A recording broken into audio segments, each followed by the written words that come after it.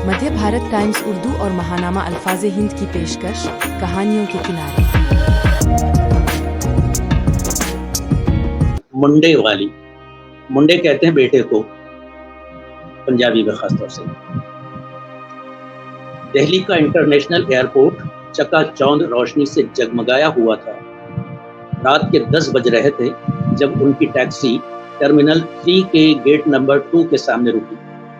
सुखवीर ने अपनी बूढ़ी माँ को बहुत अदब, बड़े एहतराम और निहायत एहतियात के साथ टैक्सी की पिछली सीट से उतारा और सहारा देकर महफूज मकाम पर ले आया।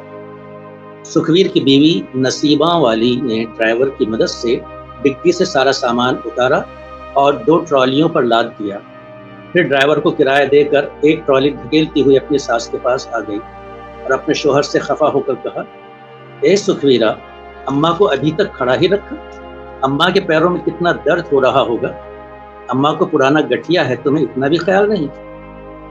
ए, क्या बात करती हो नसीबा वाली, मैं तो अम्मा पर जान छिड़कता हूँ, लेकिन यहाँ बैठने की कोई जगह ही नहीं।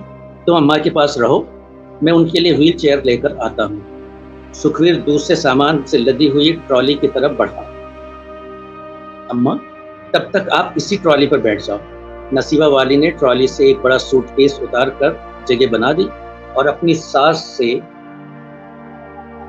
सास को सहारा देकर ट्रॉली पर रखे छोटे सूटकेस के साथ बैठा दिया और बड़े प्यार से उन्हें शॉल उड़ाकर कहने लगी, अम्मा, अपना सर, कान, छाती अच्छी तरह ढक लो। मौसम ठंडा हो गया है, आपको कहीं सर्दी न लग जाए। बुढ़िया ने अपनी बहू को एहसानमंद नजरों से देखा और कहने लगी, ए बेटी, तू मेरा कितना ध्यान रखती है। मेरी कोख की जनी होती तो वो भी इतना न करती जितना तू कर रही है। तेरा नाम नसीबा वाली जरूर है, लेकिन असली नसीबा वाली तो मैं हूँ, जिसे तुझ जैसी बहू मिली। ए अम्मा, गुरु की सौगंध, मैं तो आपको अपनी सगी माँ ही समझ रही हूँ, इसीलिए आपको अपने साथ कनाडा ले जा रही हूँ कि आपकी भरपूर सेवा कर सकूँ। अब कनाडा में रहना तो मजबूरी है ना अम्मा। सुखी का इतना कारोबार फैला हुआ है वहाँ, और आप यहाँ अकेली रहती थी, कोई देखने वाला न करने वाला। अब वहाँ पोता पोती के साथ आप बहुत चैन से रहेंगी। हाँ, मैंने तो उन्हें देखा भी नहीं और तू अपने साथ उनके फोटो भी लेकर ना आई।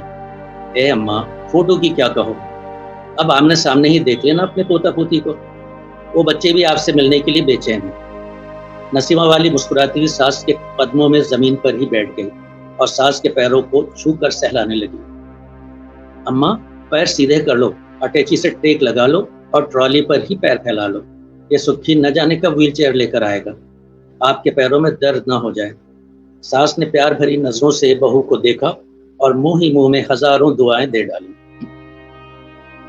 एयरपोर्ट की चहल पहल, मुसाफिरों की हमाहमी, गाड़ियों की आवाजें, ऊपर से गुजरते हुए हवाई जहाज, ढलती हुई रात में सरसराती हुई ठंडी हवा के झोंके, सारा माहौल को रसरार सा लग रहा था। मुंडे वाली गहरी सोच में डूब रही थी। उसके चेहरे पर कनाडा जाकर अपने पोता पोती, बेटा और बहू के साथ बुढ़ापे के खुशहाल दिन गुजारने की लज्जत का एहसास साफ दिखाई दे रहा था। लेकिन साथ ही अपना वतन, अपना मोहल्ला, अपना घर बार छूट जाने का दुख भी था। वो मोहल्ला जहां दुल्हन बनकर वो पहली बार अपने छोटे से गांव से धर्मवीर के साथ आई थी। पहले तो बहुत छोटे से मकान में रहती थी। शादी के 1 साल बाद ही वो एक बेटे की माँ बन गई थी। मोहल्ले की सभी औरतों के बेटियां थीं। बहुत अरसे बाद उस मोहल्ले में किसी औरत के बेटा हुआ था। पूरे मोहल्ले में खुशी की लहर दौड़ गई थी और तभी से उसको मुंडे वाली कहने लगे थे सब लोग। उसका असली नाम तो कहीं छुप गया था, यहाँ तक कि खुद उसका शौहर भी उसको उसी नाम से पुकारता था। जब भी कोई उसको मुंडे वाली कहकर पुकारता, उसका सर फख्र से बुलंद हो जाता और वो बेटे की माँ होने पर अपने आप को बहुत खुश नसीब समझती थी। उसका शौहर फौजी था और वो चाहता था कि उसका बेटा सुखवीर भी बड़ा होकर फौजी बने। सुखवीर जब 3 साल ही का था, मुंडे वाली बेवा हो गई। उसका शौहर सरहद पर शहीद हो गया था।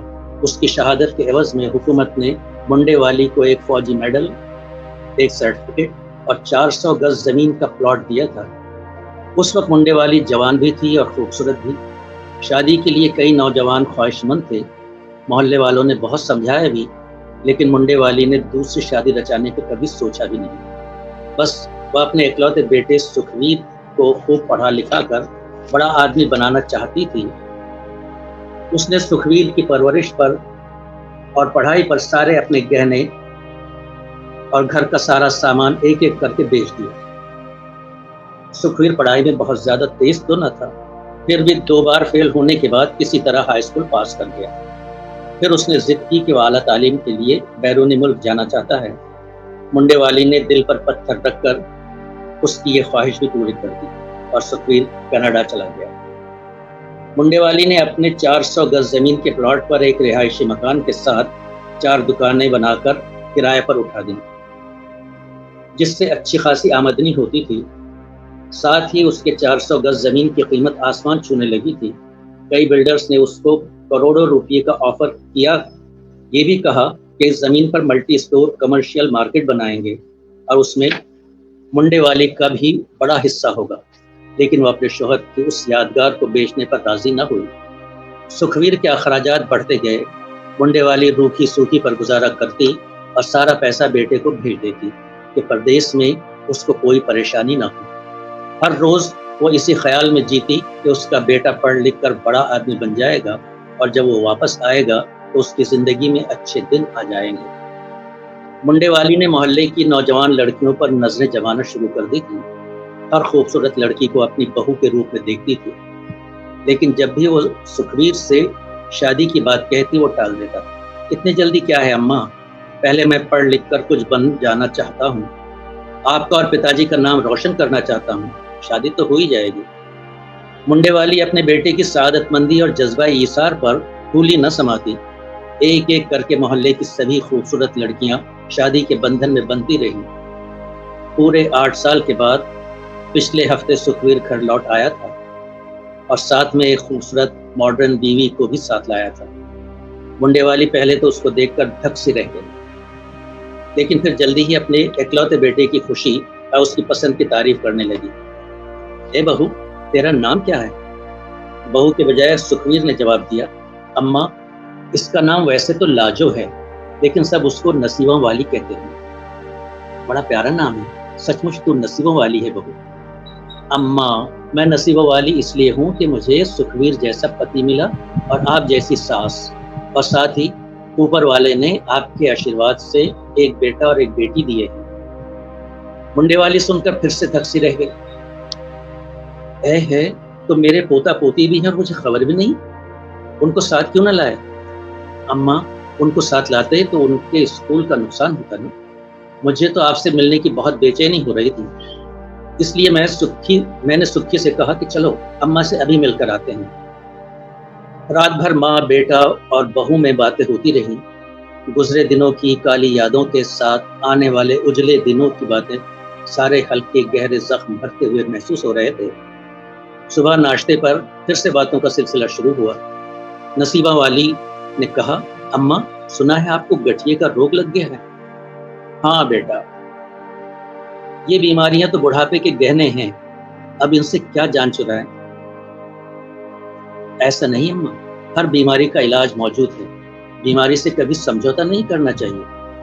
हमारे मॉन्ट्रियल में एक से बढ़कर एक डॉक्टर मौजूद हैं। आप हमारे साथ चलो अम्मा, आपकी बीमारी तो कुछ ही दिनों में फुर हो जाएगी। ए ना बेटा, तुम लोग वहाँ खुश रहो, पूरा जीवन मैंने इसी मोहल्ले में गुजारा है, अब तो इसे छोड़कर परलोक ही जाऊंगी। ए अम्मा, परलोक जाएं आपके दुश्मन, आपको तो हमारी छत्र छाया बनकर बहुत दिनों तक हमारे साथ रहना है। सुखी, तुम भी तो कुछ बोलो ना। सुखवीर ने अपना लस्सी का गिलास खत्म करके मुंह पोंछते हुए कहा, हाँ अम्मा, बहुत दिनों तक अकेले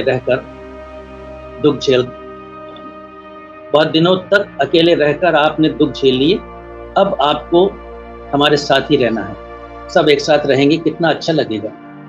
ए ना बेटा, ये घर बार किसके भरोसे छोड़ कर जाऊं? उसका भी इंतजाम हो जाएगा अम्मा, यहाँ आपकी देखभाल करने वाला कोई नहीं है।